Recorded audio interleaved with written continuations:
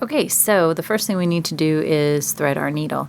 So to do that with kids, what I do is give them a little tiny piece of folded paper like that, and this is our needle threader. The reason I do this is because I don't like to touch anybody's sticky and licky yarn, and I'm sure you don't either when it comes to needing help with doing any sort of stitching project. So this kind of eliminates that nasty wet yarn.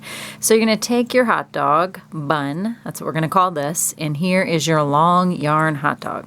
Delish. So you're going to put that in there, and you don't want any of the hot dogs sticking out of the bun, so you're going to back it up and pinch it really tightly to the end. Take your needle and stick that hot dog bun in the eye of the needle. Pull it through, and voila, your needle is now threaded.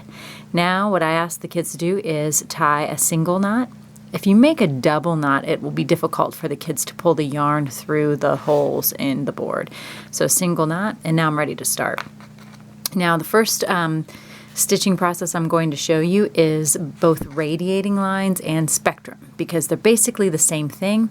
Radiating lines starts in one point and then has that be the number one spot and goes to every point.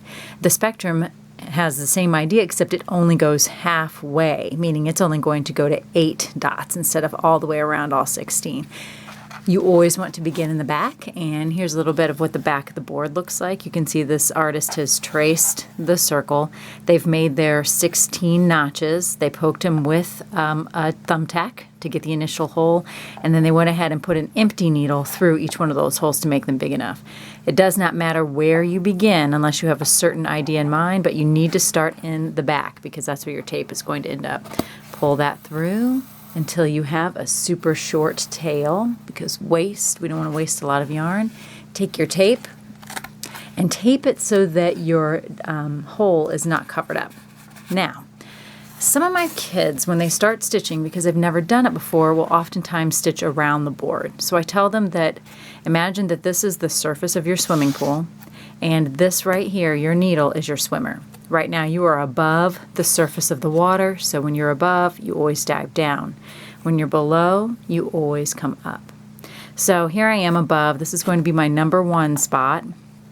I'm now going to go to the second one, and I'll pull it until that taped line gets or until the tape line stops it. Now, remember, this is the exact same for radiating as for spectrum. I always come back to that same spot. Remember not to call it the A-hole, as I may or may not have done once or 10 times in my room. Now I'm going to go to this spot, and I just continue with that idea until, if I'm doing radiating lines, I've gone all the way around. Now, you are going to run out of yarn.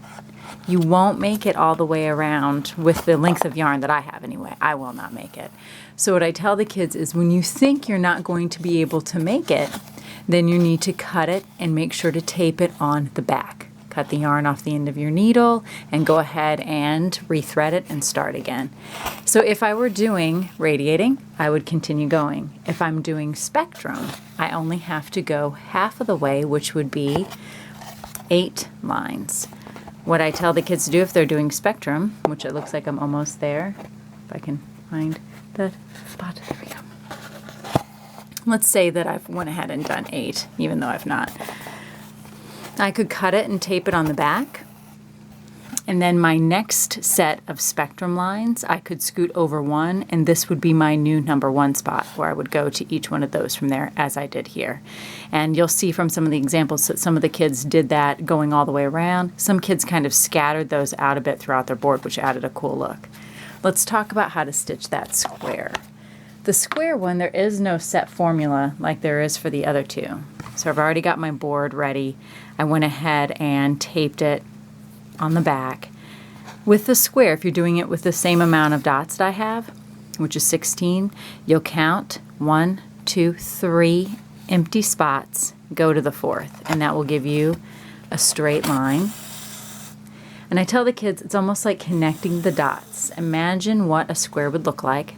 I'm underneath the surface of the water, so I have to figure out where I'm going to pop up, which I could either go up this side. It makes more sense because my yarn ended here, or I could go up this side. So let's see.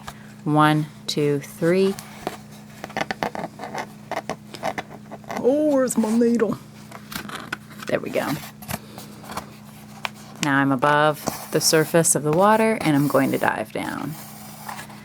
And I will go right to there, but I don't have to necessarily. I mean, I could have went over there. So the square, there is no like right or wrong way to do it. I have decided not to talk to the kids about how to do back stitch or how to kind of make a stitch where we don't have a lot of waste on the yarn. We'll save that for another sewing project, but this one, it was just enough for us to kind of get the hang of stitching and figure out what we were doing. So, one step at a time is what I say. Now, once you're done with one square, then you can start on your next square. And I had the kids, if you're going to do squares, you've got to make sure you're going to end up with 4 separate squares. Some kids, this one goes by very quickly once the kids get the hang of it, and some of them chose to then add more designs, and you can see examples on the blog where some people went ahead and stitched a circle around that, or several people did initials of their names. A lot of the kids took these stitches and kind of mixed and matched them. So there you have it. I hope that all makes sense. Please feel free to ask me any questions in the comment section. I'll try to get back to you. Thanks, guys.